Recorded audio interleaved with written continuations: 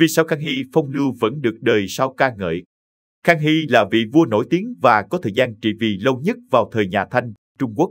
Ông được người đời đánh giá là bậc minh quân vĩ đại nhất lịch sử Trung Quốc. Mục tiểu sử cuộc đời của vua Khang Hy. Khang Hy là vị vua nổi tiếng ở Trung Quốc với danh hiệu minh quân nghìn năm có một. Bằng tài năng của mình, ông đã đưa Trung Quốc dưới triều đại nhà Thanh trở thành vùng lãnh thổ có diện tích lớn nhất, phồn thịnh về văn hóa và được xem như là thời điểm mở đầu cho Khang Càn thịnh thế. 1.1 Vua Khang Hy là ai? Vua Khang Hy có tên thực là Ái Tân Giác La Huyền Diệp và là người con trai thứ ba trong gia tộc. Cha ông là Thanh Thế Tổ Thuận Trị Hoàng đế, còn mẹ là Hiếu Khang Chương Hoàng hậu. Ông là kết quả của cuộc hôn nhân chính trị khi các nhà sử gia tìm kiếm câu trả lời cho câu hỏi vua Khang Hy là con ai. Mẹ của ông xuất thân từ dòng họ Đông Giai Thị vốn không thuộc Mãn Châu Tương Hoàng Kỳ. Chính vì thế mà Khang Hy không hề được vua cha yêu thương mà thường xuyên bị ghẻ lạnh kể từ khi chào đời cho đến khi lên ngôi. Tuy nhiên, ông lại được Hiếu Trang Hoàng Thái hậu là bà nội yêu quý và cưng chiều hết mực. Trong lịch sử Trung Quốc thời phong kiến, Khang Hy được xưng tụng là Khang Hy Đại Đế với nhiều chiến công ghi danh sử sách. Vị vua lỗi lạc này đã thiết lập nên 134 năm của nhà Thanh thịnh trị sau các cuộc nội chiến và xâm lăng. Đồng thời ông cũng khiến cho dòng họ Ái Tân Giác La của mình giữ vững ngôi vị vua Trung Nguyên. Dưới thời cai trị của Khang Hy Đại Đế, Đại Thanh đã hoàn thành sứ mệnh thống nhất và nắm toàn quyền kiểm soát nhiều vùng lãnh thổ Trung Hoa. Với khoảng thời gian ngồi trên ngai vàng 61 năm, Khang Hy chính là vị vua nắm quyền lâu nhất lịch sử Trung Hoa, đồng thời cũng là một trong những nhà cai trị tại vị lâu nhất trong lịch sử nhân loại từng ghi chép. Thời gian tại vị của ông được xem là mốc đánh giá mở ra thời kỳ Khang Càn thịnh thế. Càn Long đế là cháu nội của ông bởi vì quá ngưỡng mộ tài năng của Khang Hy đế cho nên đã thoái vị sau 60 năm cầm quyền để nhường ngôi cho Gia Khánh đế nhằm mục đích không vượt quá số năm cầm quyền của vị vua được coi là vĩ đại này. 1.2 Hành trình lên ngôi từ lúc còn bé của vua Khang Hy. Ngay từ khi còn nhỏ, Ái Tân Giác La Huyền Diệp đã chứng minh bản thân là một người có tư chất thông minh và ham học. Cộng với việc được bà nội của mình là Hiếu Trang Thuận Hoàng hậu dạy dỗ chu đáo, cẩn thận cho nên từ khi lên 5 tuổi, ông đã bắt đầu cầm sách vở học tập. Thế nhưng, trong khoảng thời gian đó thì Khang Hy đế đã mắc phải căn bệnh đậu mùa. Tại thời điểm lúc bấy giờ, đây chính là căn bệnh nan y không thể chữa được.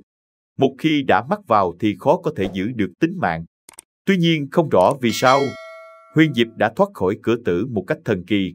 Chính vì điều này đã khiến cho cha của ông là Thuận Trị đế đã bắt đầu chú ý và có ấn tượng với ông nhiều hơn dù trước đó Thuận Trị luôn tỏ ra vẻ lạnh nhạt với ông. Đến năm 1661, Thuận Trị đế lâm bệnh nặng, phải nằm liệt giường. Lúc này, Hiếu Trang Hoàng Thái hậu ra sức ép Thuận Trị đế ủng hộ việc đưa Huyền Diệp lên kế vị. Chính vì thế, Thuận Trị đế đã ra chiếu bố cáo quyết định lập Ái Tân Giác La Huyền Diệp làm hoàng thái tử. Thuận Trị đế đưa ra lý do bởi vì lúc nhỏ Khang Hy từng mắc bệnh đậu mùa mà qua khỏi chính là điềm lành của dân tộc, quốc gia và được thần linh bảo hộ nên đã lập Huyền Diệp làm hoàng thái tử. Thuận Trị đế băng hà vào ngày 4 tháng 2 năm 1661 và sau đó một ngày, hoàng thái tử Huyền Diệp lên ngôi. Sau đó một năm ông đã đổi niên hiệu của mình thành Khang Hy và được người đời gọi Khang Hy đế. Lên ngôi khi mới 8 tuổi, Khang Hy có được nhiều sự ủng hộ, trợ giúp của nhiều vị đại thần. Do thời điểm đó, Khang Hy còn quá nhỏ nên việc chính sự được 4 vị đại thần trụ cột trong triều đảm nhiệm. Họ lần lượt là Sách Ni, Tô Khắc Tác Cáp, Ác Tất Long và Ngao Bái là người cuối cùng. Khang Hy không có được tình yêu thương và phải chịu sự ghẻ lạnh, thờ ơ từ cha của mình. Nhưng nhờ sự hậu thuẫn và thương yêu của Hiếu Trang Thuận Hoàng hậu và với tố chất, bản lĩnh, tài năng thiên phú, Khang Hy đã chứng minh rằng mình xứng đáng là người nắm quyền cao nhất của một quốc gia dù đang trong độ tuổi còn nhỏ. 2. Khang Hy, vị vua phong lưu nhưng vẫn là bậc minh quân vĩ đại nhất. Khang Hy đế không chỉ được biết đến là vị vua anh minh lỗi lạc mà còn được mọi người biết đến nhiều nhờ vào sự phong lưu, đa tình có thể xếp vào bậc nhất lịch sử phong kiến Trung Hoa. 2.1 Vị vua có tới 4 hoàng hậu. Khi chỉ mới 12 tuổi, vua Khang Hy đã cử hành hôn lễ với Hách Xá Lý Thị. Bà là con gái của các bố Lạc, con trai trưởng của đại thần Sách Ni và là cháu gái ruột của đại học sĩ Sách Ngạch Đồ. Hách Xá Lý Thị là ứng cử viên được Hiếu Trang Thái hậu lựa chọn. Việc bà trở thành hoàng hậu của Khang Hy đế vốn là để mượn sức gia tộc Sách Ni giúp củng cố quyền lực cho nhà vua và giúp ông diệt đại gian thần Ngao Bái. Đây là một cuộc hôn nhân chính trị khi mà cả hoàng đế lẫn hoàng hậu đều chưa bước vào tuổi cập quan. Nhập cung ngay từ ngay khi còn nhỏ tuổi, Hoàng hậu Hách Xá Lý Thị hay còn gọi là Hiếu Thành Nhân Hoàng hậu đã tỏ rõ bản thân là người có nhân cách tốt, đoan trang hiền thục. Bà luôn hiệp trợ vua Khang Hy quản lý hậu cung và cung kính, báo hiếu với Thái hậu và Thái hoàng Thái hậu. Bởi vậy bà rất được lòng mẹ chồng, tình cảm phu thê cũng vô cùng ân ái. Hồng nhan bạc mệnh, thọ mệnh của vị hoàng hậu này lại rất ngắn. Bà và vua Khang Hy có 2 người con trai nhưng người con đầu tiên lại qua đời năm 4 tuổi. Khi sinh người con thứ hai, vì băng huyết, bà đã ra đi khi chỉ mới 21 tuổi. Cái chết của Hiếu Thành Nhân Hoàng hậu đã để lại khoảng trống cùng nỗi buồn sâu sắc trong lòng Khang Hy đế. Cho dù vua Khang Hy có nạp bao nhiêu phi tần vào cung nhưng cũng không có ai được ông trân trọng như bà. Thậm chí vì quá nhớ thương bà mà ông đã phá lệ mà lập vị A Ca Dận Nhân làm thái tử khi mới 2 tuổi. Một lòng nhớ thương về Hách Xá Lý Thị, vua Khang Hy muốn bỏ trống ngôi vị hoàng hậu. Tuy nhiên, dưới sức ép của Thái hoàng Thái hậu Hiếu Trang, nhà vua buộc phải lập tân hậu. Bởi thế mà 3 năm sau đó, vào năm 1677, Khang Hy đã ra chiếu sắc phong con gái của đại thần nữ Hổ Lộc Thị Ác Tất Long làm kế hoàng hậu Hiếu Chiêu Nhân. Nhưng vào năm 1678, chỉ nửa năm sau khi đăng cơ thì Hiếu Chiêu Nhân hoàng hậu không may qua đời. Tuy nhiên, nguyên nhân hoàng hậu qua đời lại không được sách sử ghi rõ. Vị hoàng hậu thứ 3 được sắc phong của vua Khang Hy là Đông Giai Thị. Sau khi nữ Hổ Lộc Thị hoàng hậu qua đời, Đông Giai Thị được sắc phong làm hoàng quý phi để quản lý chuyện hậu cung. Đông Giai hoàng quý phi chỉ có một người con gái nhưng vì cách này lại đoản mệnh, chết non ngay từ khi mới sinh. Quá đau buồn trước nỗi đau mất con cho nên bà sinh bệnh ngày càng nặng. Với mong muốn giúp cho bệnh tình của bà thuyên giảm, nhà vua đã sách lập bà thành hoàng hậu. Thế nhưng đau đớn thay, Đông Giai hoàng quý phi lại qua đời vào đúng đại lễ sắc phong. Vậy là đại lễ vốn từ màu đỏ chuyển sang một màu tang tóc, từ lễ sắc phong hóa chốc thành tang lễ. Không khí đau thương bao cùng khắp cả hoàng cung. Cũng từ đó trở đi, Khang Hy không sắc phong ai lên làm hoàng hậu nữa. Cho đến khi tứ A Ca Dận chân lên ngôi kế vị sau khi Khang Hy đế qua đời và trở thành Ung Chính đế, ông đã tôn mẫu thân của mình là Ô Nhã Thị thành hoàng hậu Hiếu Cung Nhân. Bà là vị hoàng hậu thứ 4 của vua Khang Hy. 2.2 Sở hữu dàn hậu cung đông đảo nhưng vẫn rất chân thành. Quy định của triều nhà Minh là với mỗi đời vua thì tổng số người được sắc phong làm phi tần trong hậu cung đều không vượt quá 19 người. Thậm chí nhiều vị vua Minh triều còn suốt đời chỉ có một vợ một chồng như Minh Hiếu Tông. Nhưng đến thời nhà Thanh lại ngược lại. Luật lệ yêu cầu tất cả các cô gái con nhà quan đều phải tham gia đợt tuyển tú do vua tổ chức thì mới được đi xuất giá. Hầu hết, các vị vua Thanh triều có không dưới 10 phi tần trong hậu cung. Trong đó số lượng phi tần được vua Khang Hy sắc phong là đông đảo nhất. Khang Hy đế còn chấp nhận cả nữ nhân có xuất thân từ Hán tộc. Vậy Khang Hy có bao nhiêu vợ? Những phi tần mà Khang Hy đã sắc phong chính thức lên tới gần 70 người. Nhưng đây chỉ là con số được ước tính khi khai quật lăng mộ nhà Thanh. Còn trên thực tế thì có thể con số này là chưa chính xác. Các nhà sử gia Trung Quốc cũng cho biết có tổng cộng 49 người được sắc phong từ tước vị quý nhân trở lên. Còn số lượng các đáp ứng hay thường tại được sắc phong cũng lên đến 67 người. Như vậy, phi tần được sắc phong của Khang Hy chắc chắn không dưới 200 người. Khang Hy khi về già còn liên tục cho triệu các mỹ nữ đến từ vùng sông nước Giang Nam vào cung hầu hạ mình với mục đích tìm kiếm người nối dõi. Trong những chuyến du tuần của mình, Khang Hy đã nhiều lần đến Giang Nam và lần nào ông cũng vướng vào các mối tình với các mỹ nữ của vùng đất sơn thủy hữu tình này. Lúc sinh thời, khi vi hành tới bất cứ địa phương nào thì vua Khang Hy sẽ lệnh cho người mang những đặc sản hoặc đồ vật gì thú vị của nơi đó cho những ái phi của mình. Qua đây có thể thấy, Khang Hy rất sẵn lòng dùng tấm chân tình của mình để đổi lấy nụ cười của các vị phi tử. Với nhiều mối thiên tình sử và hậu cung đông đảo như vậy nên các nhà sử gia đã đặt ra câu hỏi, vua Khang Hy yêu ai nhất? Khi hoàng hậu đầu tiên của vua Khang Hy là Hách Xá Lý Thị qua đời, ông đã ra lệnh ngừng lâm triều trong 5 ngày liên tiếp để tổ chức lễ tang cho bà. Nhà vua đã khóc thương đến 20 ngày trong 25 ngày tế lễ. Sau đó, vào ngày giỗ của bà nhiều năm sau đó, Khang Hy đế thường không lâm triều dù có quốc sự quan trọng và dành trọn một ngày ở bên mộ của bà.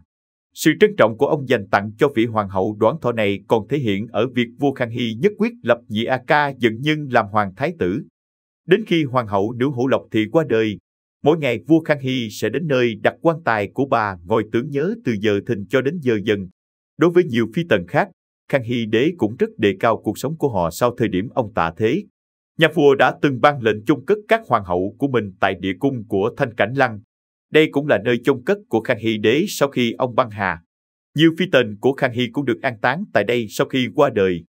2.3 Phong lưu nhưng vẫn là bậc minh quân sáng suốt hiếm thấy. Lịch sử Trung Quốc ghi lại nhiều triều đại lịch sử có những vị vua chỉ dính vào ái tình sắc dục mà trở thành hôn quân khiến cho cả một triều đại sụp đổ. Ví dụ như nhà Trụ sụp đổ do Trụ Vương quá say mê đắc kỷ, hay bởi vì mê đắm nhan sắc của nàng Tây Thi mà Ngô Vương phù sai để cho Việt Vương Câu Tiễn đoạt lại quyền lực, hoặc nhà Đường dưới thời của Lý Long Cơ hưng thịnh nhưng chỉ vì nàng Dương Quý Phi mà dần lụi tàn. Thế nhưng vua Khang Hy dù phong lưu là thế lại không phải là một vị hôn quân vì đam mê sắc dục mà bỏ qua việc triều chính, quản lý đất nước. Mỗi khi bàn đến chuyện quốc gia đại sự thì Khang Hy đế lại là người cực kỳ tỉnh táo. Chuyện xưa kể lại, trong một lần vua Khang Hy đến Nam Kinh thị sát thì một vị giáo sĩ phương Tây đã dâng lên cho ông 7 vị mỹ nữ để thị tẩm. Nhưng nhà vua chỉ nhìn một lần rồi thẳng thừng từ chối tất cả, đồng thời phạt tất cả bọn họ. Điều này cũng chứng minh được sự sáng suốt của vua Khang Hy trước việc nhiều kẻ to gan định lợi dụng sắc đẹp mỹ nhân để hưởng lộc, lung lạc mình. Cũng một chuyện khác được sử sách ghi lại, trong một chuyến vi hành của vua Khang Hy, tuân phủ Giang Đông tại Khánh Đô đã dâng lên 4 vị mỹ nữ khi nghênh giá. Điều này khiến cho Khang Hy đế nổi trận lôi đình. Ông ra lệnh điều tra vụ việc hối lộ này thì phát hiện được nhiều mệnh quan triều đình cũng được tặng những món quà này. Sau đó, nhà vua đã hạ lệnh nghiêm trị những quan lại dám tham ô trong chuyến vi hành của mình.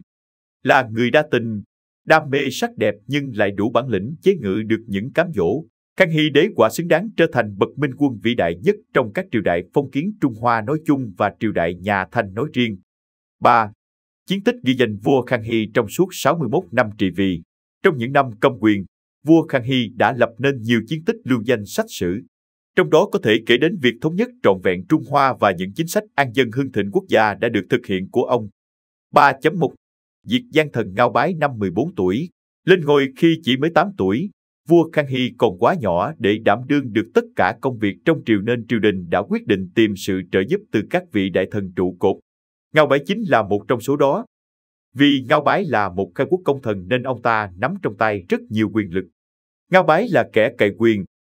Trong 4 vị đại thần trụ cột phò tá vua Khang Hy lúc ấy thì Sách Ni tuổi cao sức yếu. Ắt Tất Long là người ngại xung đột.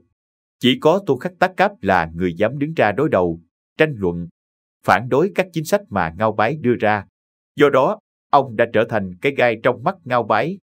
Mâu thuẫn của hai vị đại thần này được đẩy lên đỉnh điểm khi vào năm 1666, Ngao Bái giết chết Tổng đốc Trúc Khang, Sơn Đông Chu Xương Tô và Tuần Phủ Vương Đăng Liên. Trên thực tế, đây là cuộc đối đầu không cân sức khi Tô Khắc Tác Cáp không chỉ đối đầu với Ngao Bái mà còn mâu thuẫn với đại thần Sách Ni. Không có kinh nghiệm đối đầu với Ngao Bái cộng thêm bị cô lập trên quan trường nên ông bị hãm hại vu oan. Sau đó, do các quan đại thần thúc ép, vua Khang Hy đành ban lệnh tử hình Tô Khắc Tác Cáp. Sau khi 3 vị đại thần qua đời, chỉ còn lại phe cánh của Ngao Bái cho nên hắn ta càng tỏ ra chuyên quyền, xem thường hoàng đế. Đặc biệt, Ngao Bái luôn duy trì chính sách chỉ có người Mãn mới được làm quan đại thần và tìm mọi cách hạn chế quyền lực của người Hán. Những việc làm này của Ngao Bái khiến cho Khang Hy đế càng ấp ủ âm mưu diệt trừ đại gian thần. Năm 1667, ngay từ khi 14 tuổi, Khang Hy đã quyết định tự mình đứng ra xử lý các tấu thư, công việc trong triều.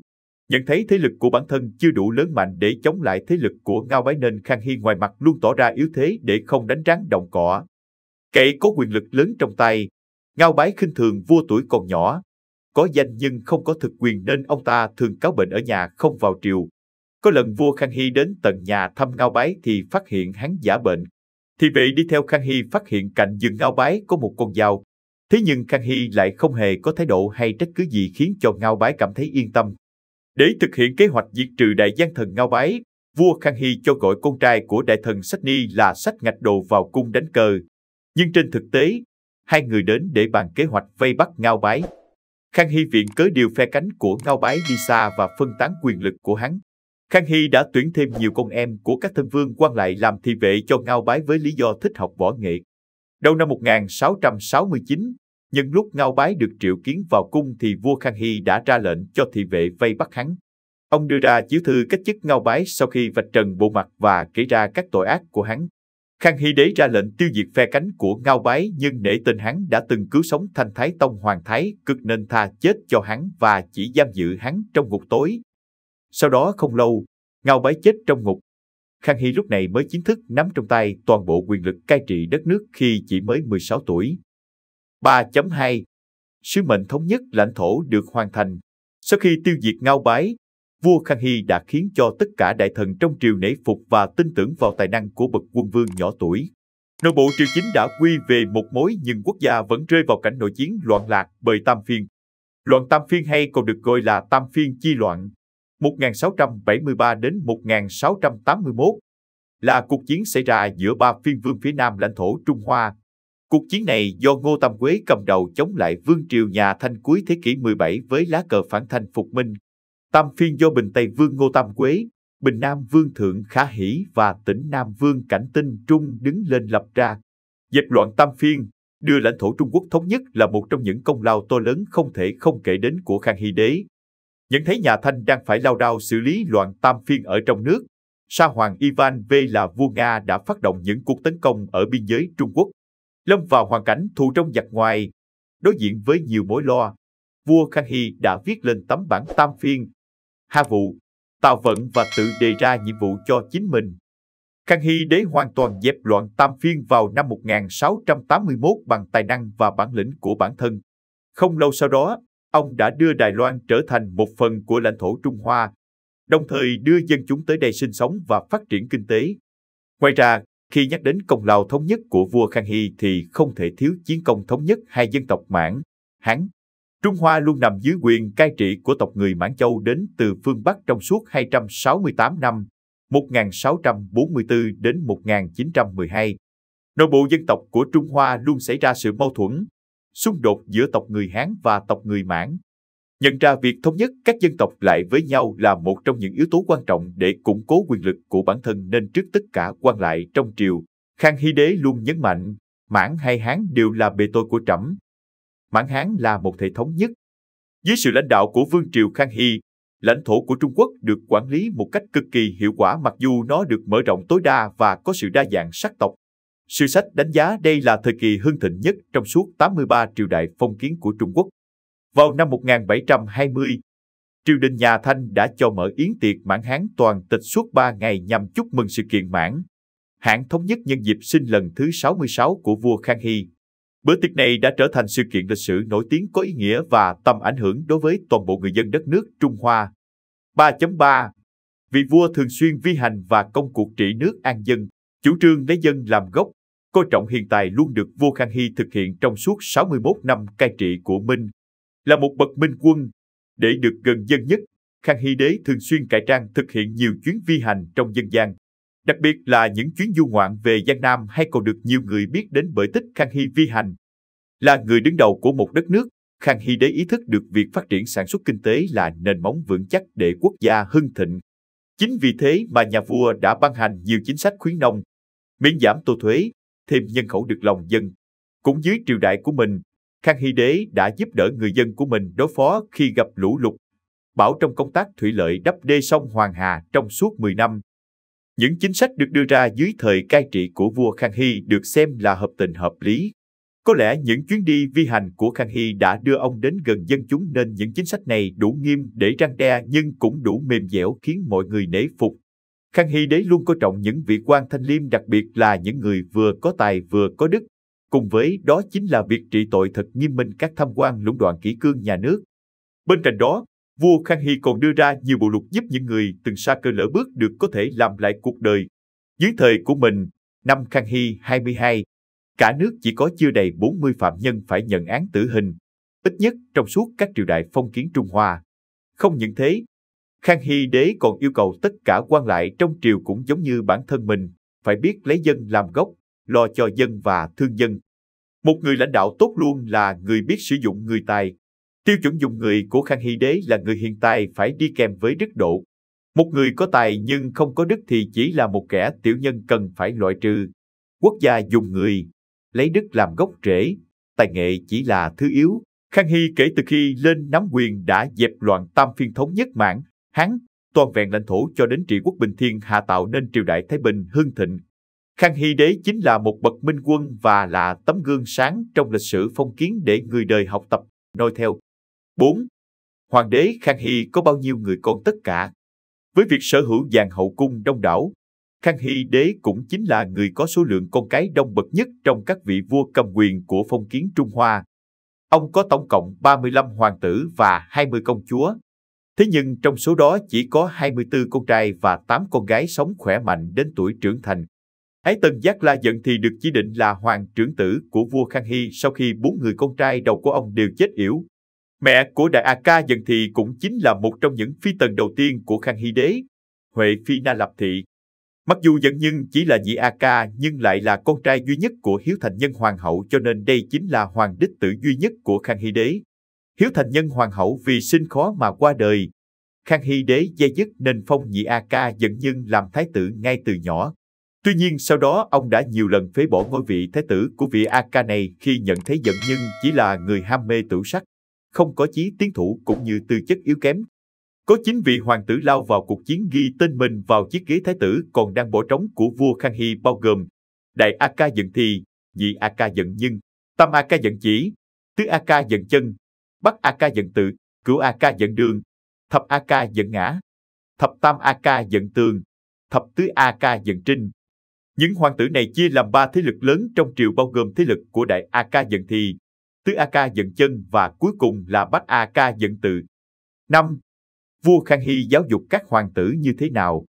Là người đứng đầu của một quốc gia nhưng cũng là một người cha, Khang Hy đế nhận thức rõ hơn ai hết trách nhiệm của bản thân trong việc giáo dục con cái cũng như bảo toàn vận mệnh cả dân tộc sau khi mình tạ thế. Cho nên vấn đề dạy dỗ các A Ca là điều mà ông cực kỳ chú trọng và đặt nhiều tâm huyết. Vua Khang Hy đã tự mình hạ bút viết ra cuốn Khang Hy Gia Huấn nhằm giúp những đứa con của mình có thể nhận thức được trách nhiệm, vai trò của bản thân, đồng thời răn dạy các A Ca phải phân rõ phải trái, đúng sai.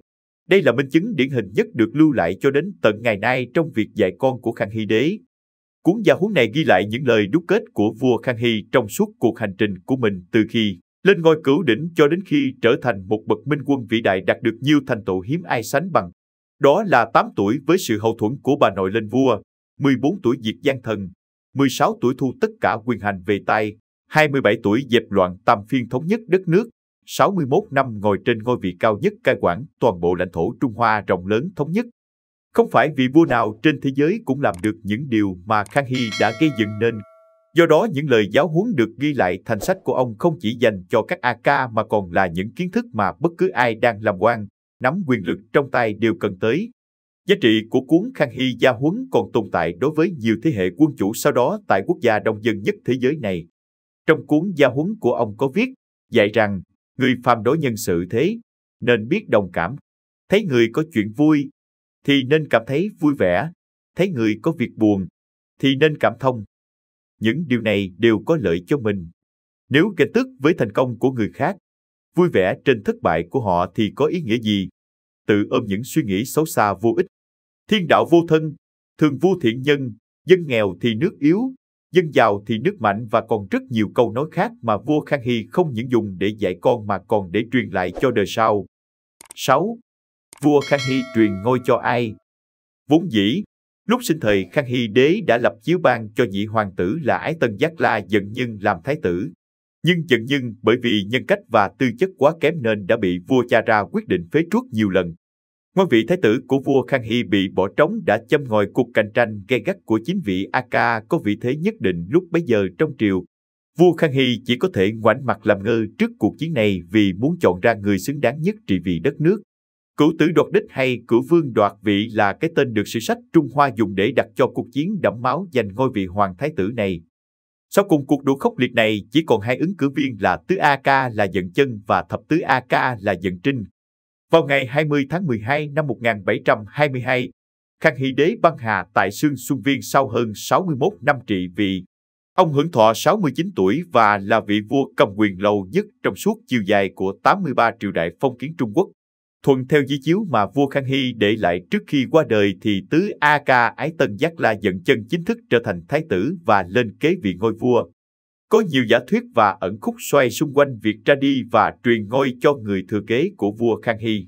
Nhiều người cho rằng chính tứ A Ca là người đã sửa lại di chiếu của Khang Hy đế, đồng thời cũng hạ độc giết cha cướp ngôi. Tất cả đây vẫn chỉ là những tin đồn truyền miệng trong dân gian, không có bằng chứng xác thực hay những tài liệu lịch sử ghi chép lại. Sau này khi Thái tử Dận Chân chính thức kế vị, chứng minh tài năng của bản thân khi trở thành Ung Chính Đế, tài năng không kém người cha của mình, thì mọi ẩn tình bên trong được đập tan. 7. Di sản của vua Khang Hy để lại. Tuy không phải nhà văn hay nhà thơ, nhưng vua Khang Hy cũng để lại cho nhân loại cuốn sách Khang Hy Gia Huấn. Những lời gia huấn này không chỉ để ông dùng để dạy con, mà còn để răn dạy, định hướng cho những quan lại trong triều. Nó còn có ý nghĩa với những con dân của Đại Thanh dù là người Mãn hay là người Hán.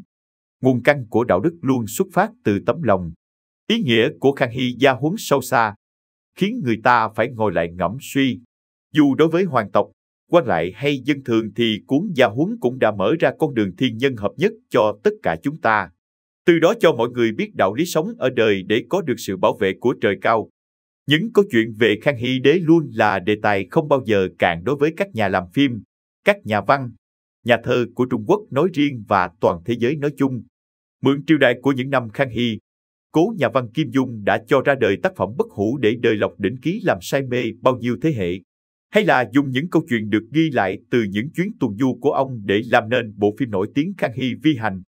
Mặc dù nhà Thanh đã sụp đổ, triều đại phong kiến của Trung Quốc đã chấm dứt, nhưng tất cả những công lao to lớn của Khang Hy vẫn luôn được mọi người ghi nhớ. Những câu chuyện về Khang Hy đế luôn là đề tài được công chúng đón nhận và quan tâm.